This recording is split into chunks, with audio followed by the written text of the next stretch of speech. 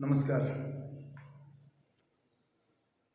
अव्ययमाला या कवितेतील 6वा श्लोक शिकूया.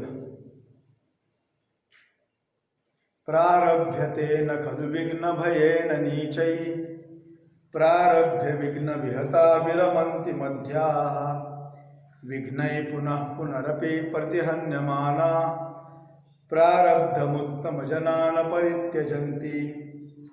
प्रारभ्यते, प्र अधिक आ अधिक रभ, पहिला गण आत्मनेपद, लट लकार, प्रथम पुरुष एकवचन.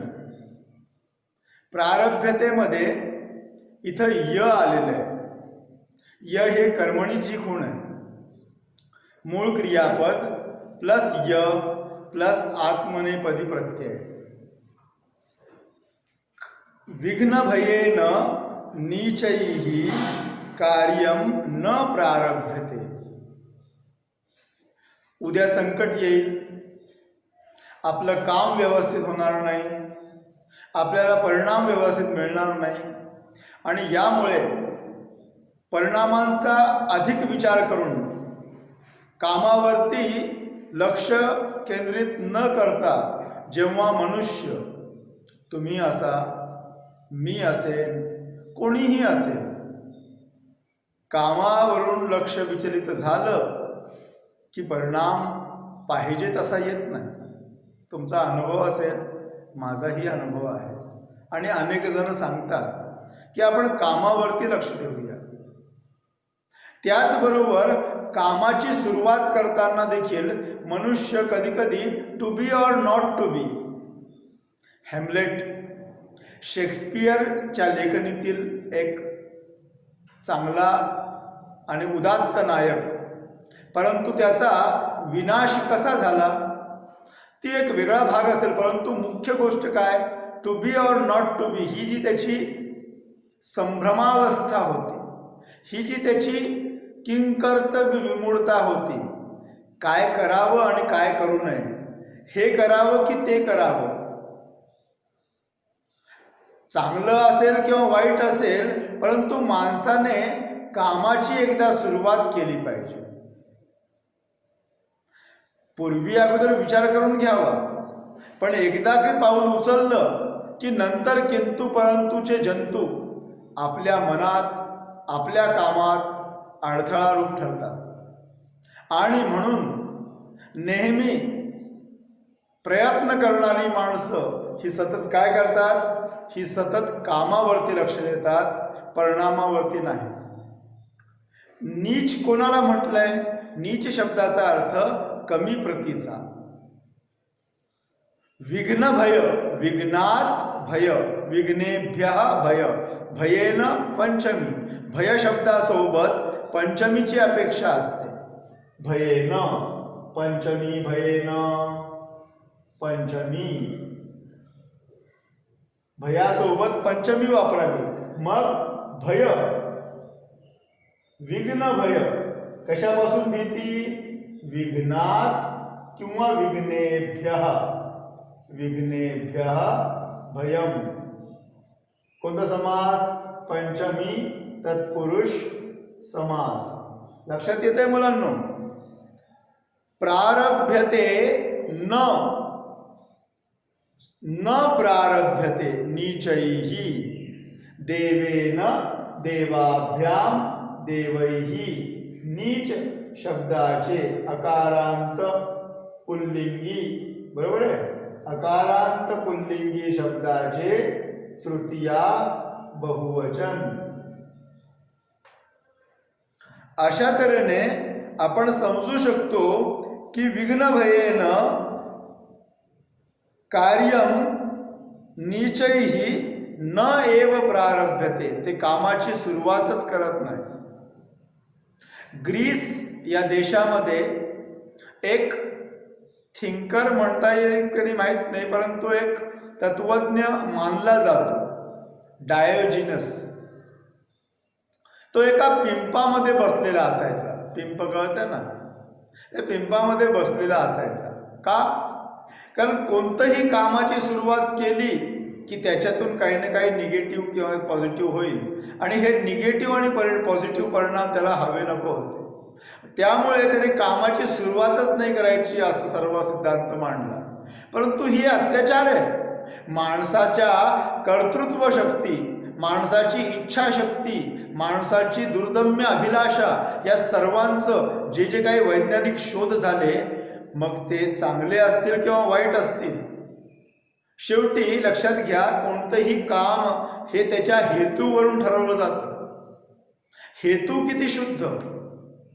Good things done with bad motives are bad and bad things done with good motives are good.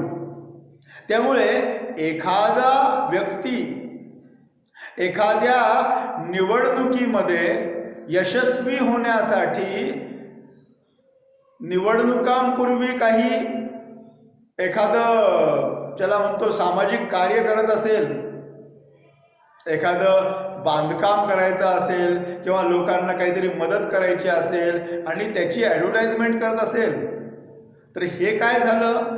हे त्याच्या स्वार्थामुळे झालंय. प्रारभ्यतेन खलु, परंतु त्याच्या पाठीमागचा त्याचा जो दृष्टिकोन आहे तो कोणता आहे? मला उद्या विजय मिळायला पाहिजे. तुमच्या लक्षात येते ना मुलांना मी तुम्हाला काय सांगतोय की कोणत्याही कामाच्या पाठीमागचा हेतू कसा? हेतू शुद्ध असला पाहिजे.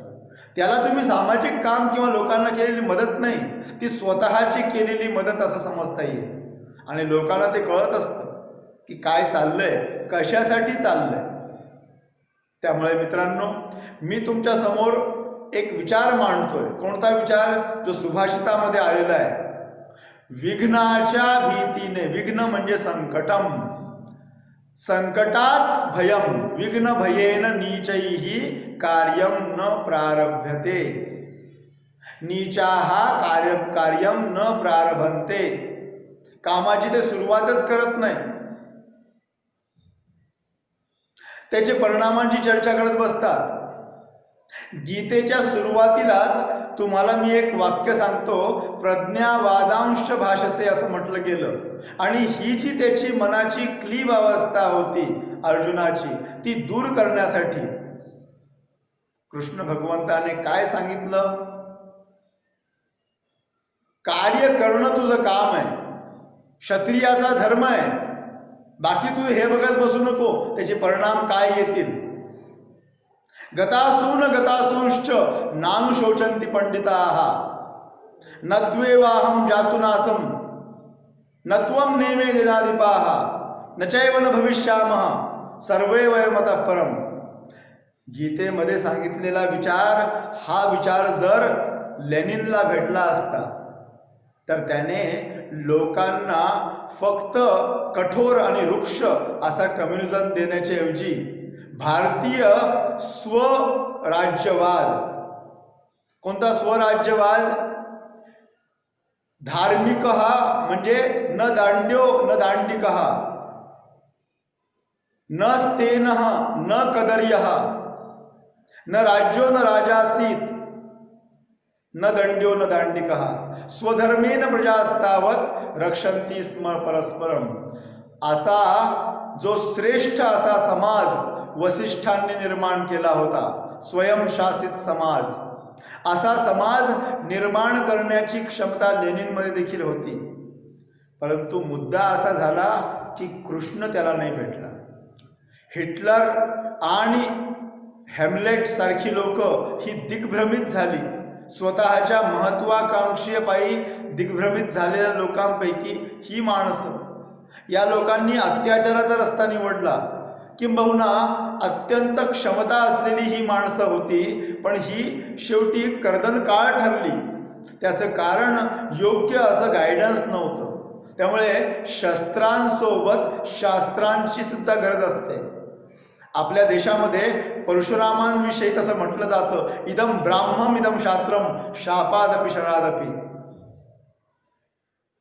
अग्रतः चतुरो वेदान पृष्ठतः सशरम धनु.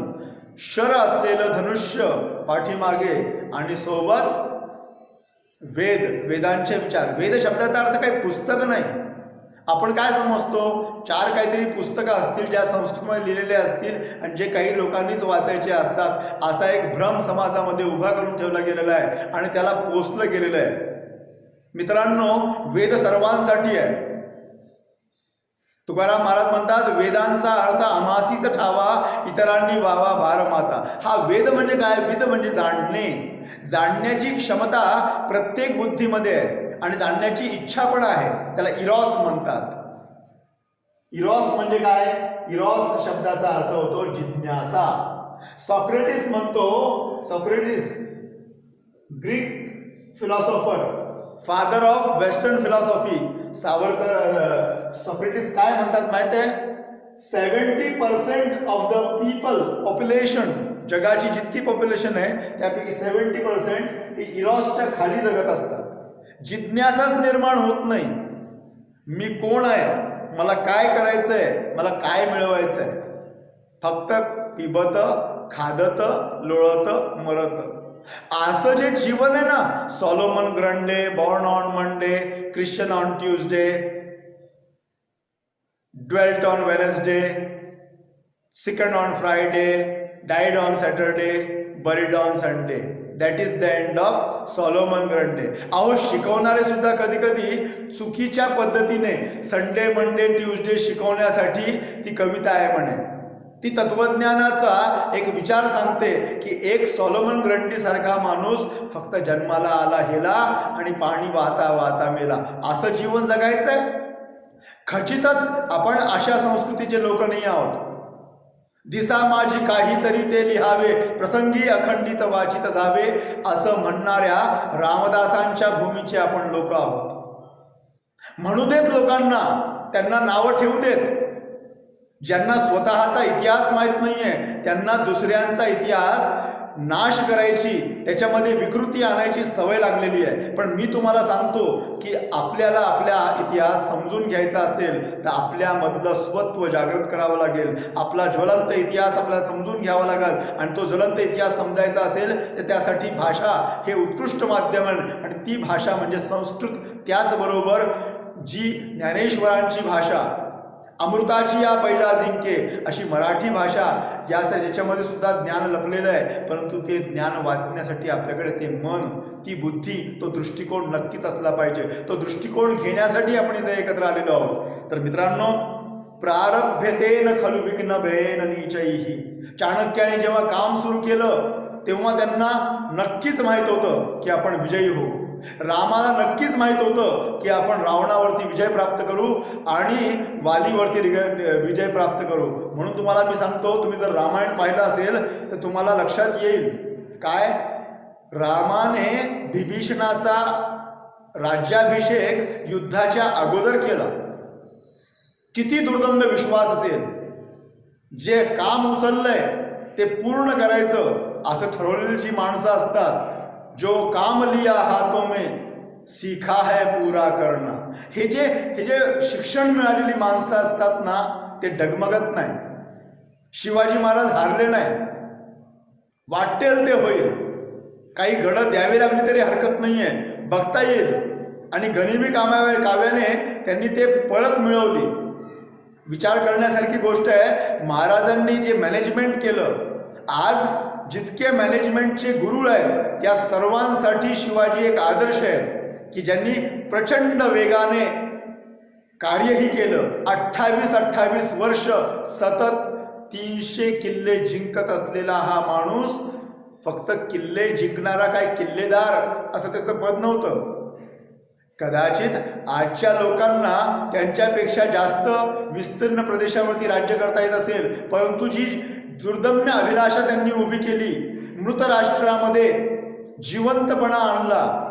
शालिवाहनाविषयी देखील असंच म्हटलं जातं की त्याने मृतवत माणसांना पुन्हा संजीवनी दिली, जगण्याची आणि जिंकण्याची हिंमत दिली.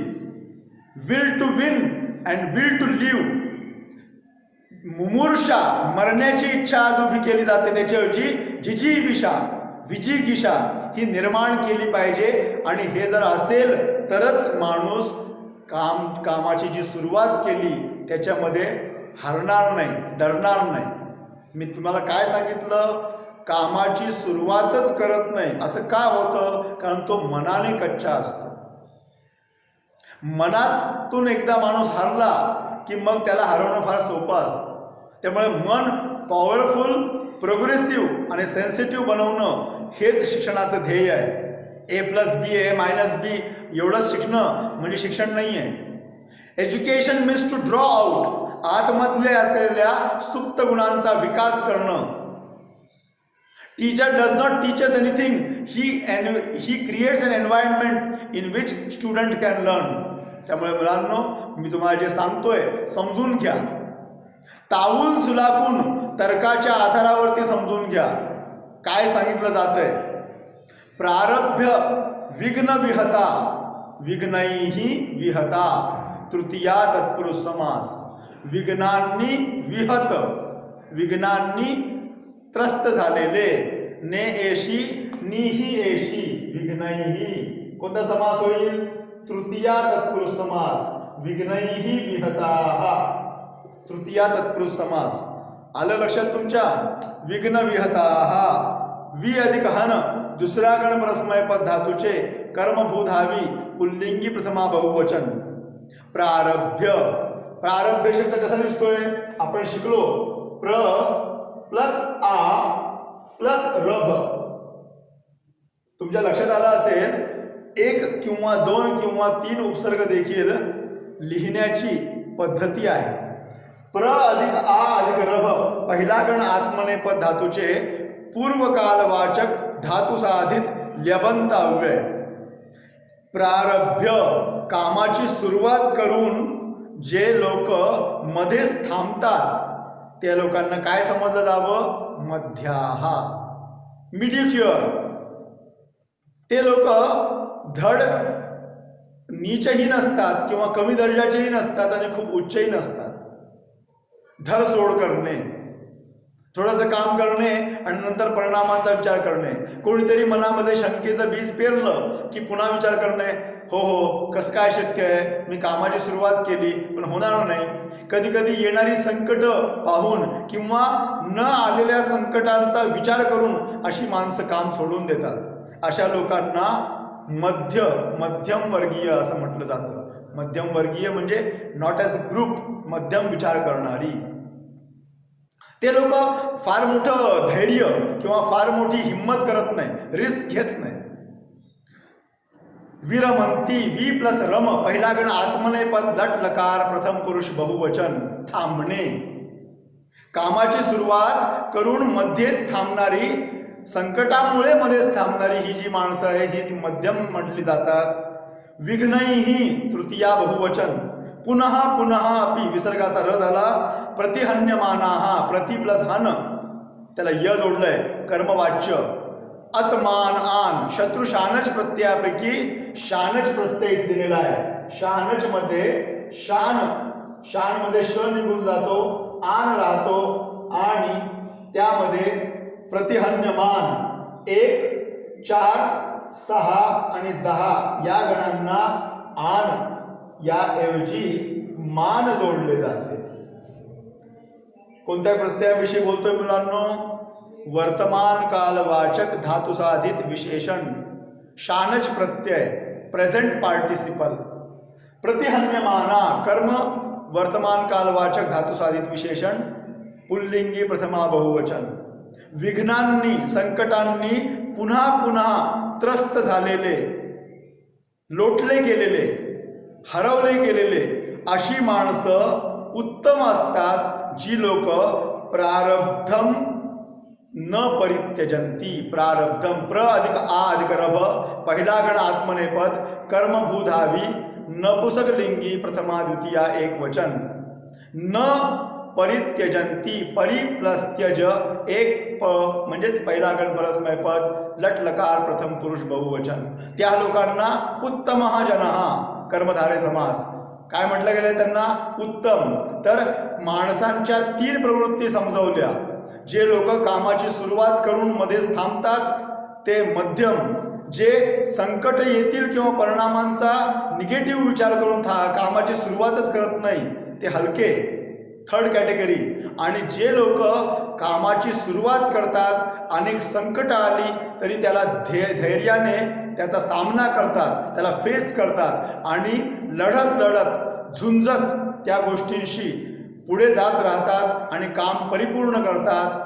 आणि ते पूर्ण केल्यानंतरच आपलं शस्त्र, आपलं काम, आपले हतियार, आपली साधनं बाजूला करतात. अशी माणसंच खरोखर धीर, गंभीर आणि उत्तम मानली जातात. हीच खरोखर नेतृत्व करणारी, हीच खरोखर जगाला दिशा देणारी माणसं ठरतात. आणि अशाच लोकांच्या पाठीमागे लोक म्हणतात, गणानां त्वा गणपतीं हवामहे. हे गणपती असलेले हे जे कोणी नेतृत्व आहे, हे जे ही केम, ही सॉ अँड हे विन, हे जे आहे ना, परिस्थितीला स्वतःप्रमाणे बदलवणारी माणसं, अशाच चरित्रांचा आपण जीवनामध्ये अनुकरण केलं पाहिजे. मी तुम्हा सर्वांना अशा शुभेच्छा देतो की तुम्ही अशी शुभचरित्र वाचावीत, त्या शुभचरित्रांचा विचार करावा आणि स्वजीवनामध्ये त्यांच्या अनुगमनाचा विचार करून त्याप्रमाणे स्वतःचं जीवन देखील नेतृत्वक्षम बनवावं, असं तुम्हाला शुभेच्छा देऊन आजचं हे जे लेक्चर आहे ते थांबवतो. धन्यवाद.